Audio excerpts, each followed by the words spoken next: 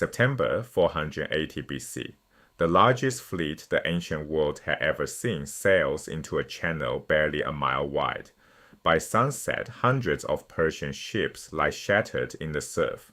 The superpower of the age has just been defeated by a coalition of bickering city-states.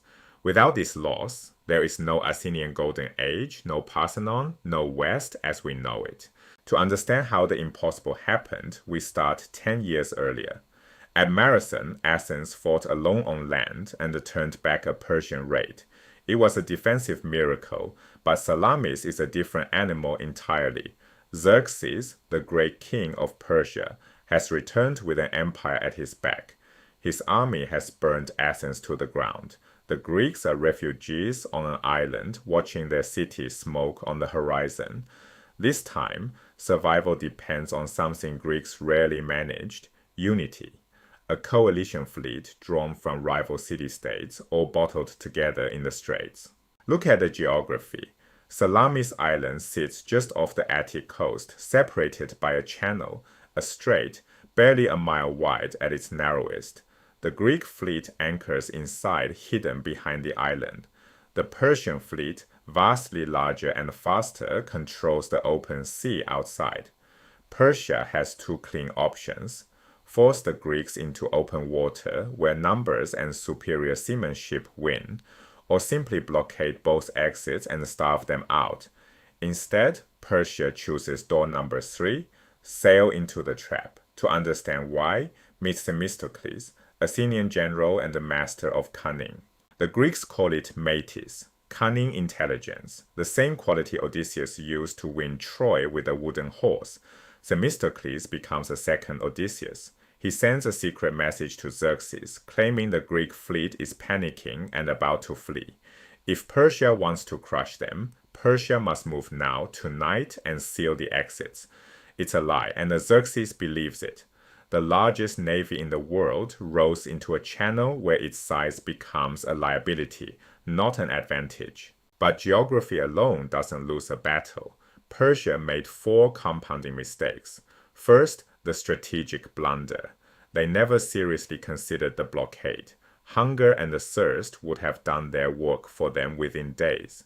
Instead, they sought the dramatic, decisive battle on terrain that erased every advantage they had. Second, tactical exhaustion. Acting on Themistocles' false message, Persian rowers deployed overnight to seal the exits. They sat at their oars for hours in the dark, waiting for a Greek breakout that never came. By dawn, their arms were lead. Third, disunity of command. The Persian flight wasn't Persian at all. It was Phoenician, Egyptian, Ionian Greek, and a dozen other subject peoples, each contingent commanded by its own king. And every one of those kings could see Xerxes watching from his golden throne on Mount Aegaleus. They didn't fight to win the battle. They fought to be seen winning the battle. Ships pushed forward for personal glory, breaking formation, colliding with their own allies in the crowded channel. The fourth failure followed naturally. Morale collapsed.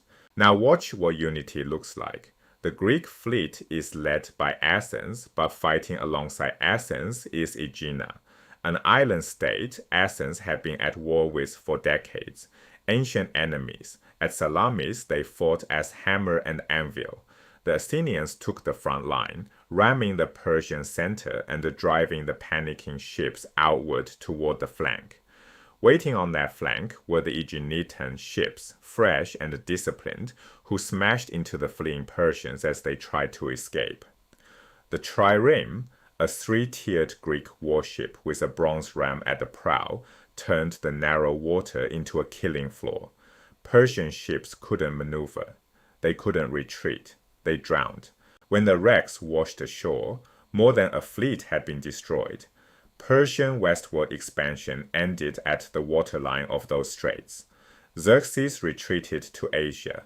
The threat that had haunted Greece for a generation simply receded, and something new took its place. Athens had supplied the largest contingent and the winning strategy.